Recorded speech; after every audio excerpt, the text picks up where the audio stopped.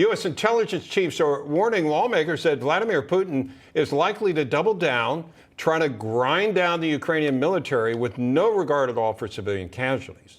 And joining us now to discuss that is former CIA operative Mike Baker, who is still on set with us. Great to see you. Sure, thank you. What do you think is the plan here in terms of what Russia is trying to do and what Ukraine is willing to do to fight back?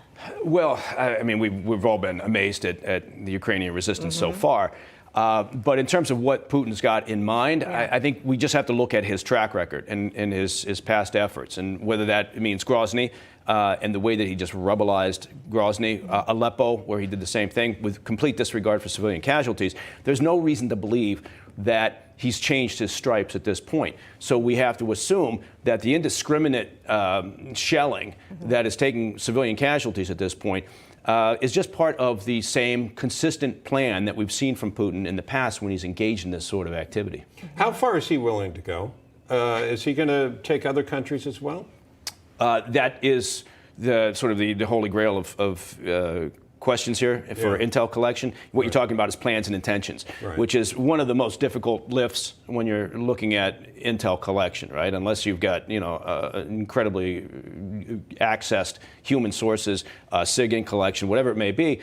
We've been trying to assess his plans and intentions all throughout this whole process ever since he's been building up forces along the border before the incursion, the invasion. So there's no telling, really. He appears to have a very small and shrinking circle of key advisors, right? And that's a danger anytime you've got somebody egotistical, dictatorial. Closed-off autocrat. Right, and so that appears to be part of the problem. Obviously, he was not given quality intel and assessment, or he just completely disregarded it, or it was filtered out because they didn't want to displease him prior to the invasion, because otherwise the assessments would have pointed to a more difficult slog. But clearly they went into this believing that their timeline from military commanders was accurate and that it could take maybe 48 hours or so to seize key sites.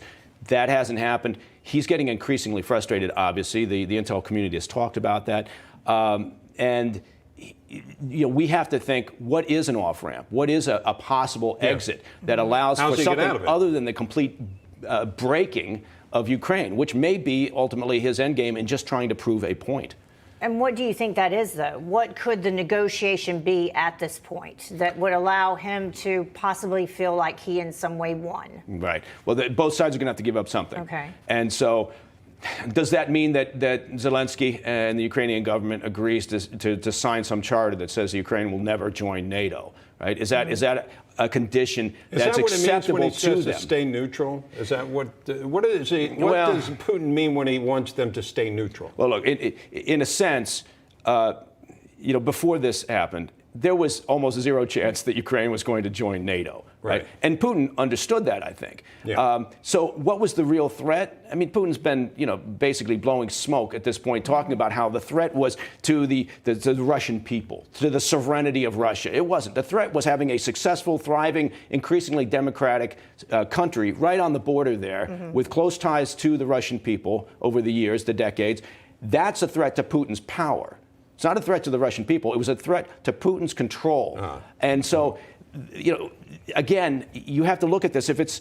If he thinks he's going to install a new regime, right? Well, the Ukrainian people have already thrown out a couple of Russian-backed governments. If he thinks he's going to, so he knows, what's the upside there? Is that going to be a long-term gain? If he thinks he's going to put in an occupying force, Putin already is well aware from the Soviet occupation of Afghanistan that that's a losing proposition, right? So, again, going back to what is he attempting to accomplish here, it may well be, at this point, he's just trying to prove a point to the West in his own mind. And whether he breaks the country or not, he really doesn't care. What about just the Donbass region? What do you think in terms of negotiating just that region?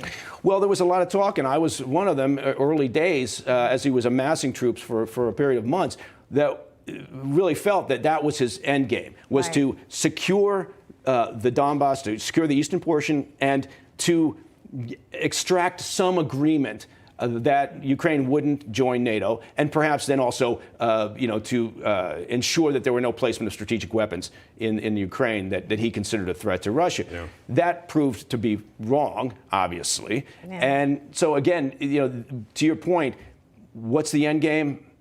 nobody really knows except That's for Vladimir the problem. Putin. And that is the problem. Yeah. And it sounds like he's getting more desperate all the time because it hasn't worked out the way he thought it would. Right, exactly. And that's a dangerous thing because, again, we are very close. The Russians, the military, and their ability to think differently about the use of tactical nuclear weapons to us is a huge game changer, right? Yeah. They have a doctrine that says, you could use a tactical nuke. Explain to folks what the tactical nukes are, because that is a real concern. Right. It's think about it in very simplistic terms as a small surgical strike of a nuclear weapon, much smaller than, say, what we imagine, the drop on Hiroshima, as an example. So their doctrine could allow for it in their minds for something other than a response to a first strike from another country, and that is, again, that's what is so fearful to the U.S., to the West, and why we're trying to figure out where does that line go. I mean, we don't want to provide jets because we don't want to have a no-fly zone because of the direct conflict. Everything becomes it starts escalating. Steps it up, and everybody talks about World War III could be right around the corner. Exactly. Mike Baker, thank you so much for being here. Thank you. Great to Thank have you. you here.